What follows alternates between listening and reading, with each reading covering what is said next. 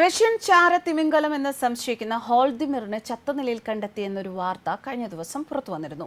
നോർവേയ്ക്ക് സമീപം കടലിലാണ് ബലൂഗ തിമിംഗലമായ ഹോൾദിമിറിനെ ചത്ത നിലയിൽ കണ്ടത്. എങ്ങനെയാണ് ഹോൾദിമിർ ചത്തത് എന്ന് കണ്ടെത്താൻ അന്വേഷണം ആരംഭിക്കുമ്പോൾ ഇതിനെ ചൊല്ലിയുള്ള നിഗൂഢതകളും വർദ്ധിക്കുന്നു. മറൈൻ മൈൻഡ് എന്ന സ്ഥാപനമാണ് ഹോൾദിമിറിനെ ഇത്രകാലവും സംരക്ഷിച്ചു പോന്നത്. തിമിംഗലത്തിന്റെ അപ്രതീക്ഷിത വിയോഗത്തിൽ ഈ സ്ഥാപനം ഞെട്ടൽ രേഖപ്പെടുത്തിയിട്ടുണ്ട്. നോർവീജിയൻ ഭാഷയിൽ തിമിംഗലം എന്നർത്ഥം വരുന്ന വാക്കാണ് ഹ്വാൽ. റഷ്യൻ പ്രസിഡന്റ് വ്ളാദിമിർ പുടിന്റെ പേരിന്റെ ഭാഗമായ വ്ളാദിമിർ എന്ന വാക്കുകൂടി ചേർത്ത് റഷ്യ സ്വന്തമാക്കിയ ചാരത്തിമിംഗലമാണ് ഹോൾദിമിർ.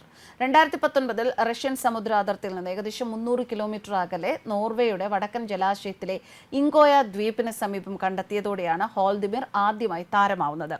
ഇതിന്റെ ശരീരത്തിൽ ഘടിപ്പിച്ച ക്യാമറ സംവിധാനത്തിൽ എക്യുപ്മെന്റ് സെന്റ് പീറ്റേഴ്സ്ബർഗ് എന്ന് അടയാളപ്പെടുത്തിയത് ഈ ജീവി ഒരു റഷ്യൻ ഗവേഷണ പരിപാടിയുടെ ഭാഗമായിരുന്നു എന്ന് നോർവേയുടെ ആഭ്യന്തര രഹസ്യാന്വേഷണ ഏജൻസി സംശയിക്കാനുള്ള കാരണമായി.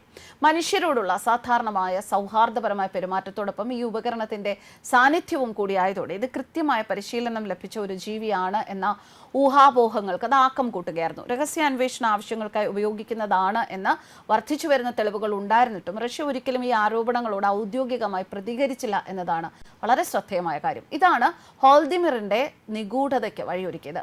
ആർട്ടിക് ജലാശയങ്ങളിലെ വിദൂര മേഖലകളിൽ വസിക്കുന്നതും സാധാരണ മനുഷ്യരോട് ജാഗ്രത പുലർത്തുന്നതുമായ മിക്ക ബലൂഗ തിമിംഗലങ്ങളിൽ നിന്നും വ്യത്യസ്തമായി ഹോൾദിമിർ ആളുകളോട് അടുപ്പം കാണിച്ചിരുന്നു. സിഗ്നലുകളോട് കൃത്യമായി പ്രതികരിക്കുക, മനുഷ്യരുടെ ഇടപെടലിൽ താല്പര്യം കാട്ടുക തുടങ്ങിയ പെരുമാറ്റമാണ് ചാര സിദ്ധാന്തത്തിന് ആക്കം കൂട്ടിയത്. വാരാന്ത്യത്തിലാണ് തെക്കൻ നോർവേയുടെ തീരത്ത് പൊങ്ങിക്കിടക്കുന്ന നിലയിൽ ഹോൾദിമിറിന്റെ മൃതദേഹം കണ്ടെത്തിയത്. മറൈൻ മൈൻഡ് പറയുന്നതനുസരിച്ച് മരണത്തിന് ഒരു ദിവസം മുൻപാണ് തിമിംഗലത്തെ അവസാനമായി കണ്ടത്. അന്ന് തീർത്തും ആരോഗ്യവാനായിരുന്നു ഹോൾദിമിർ.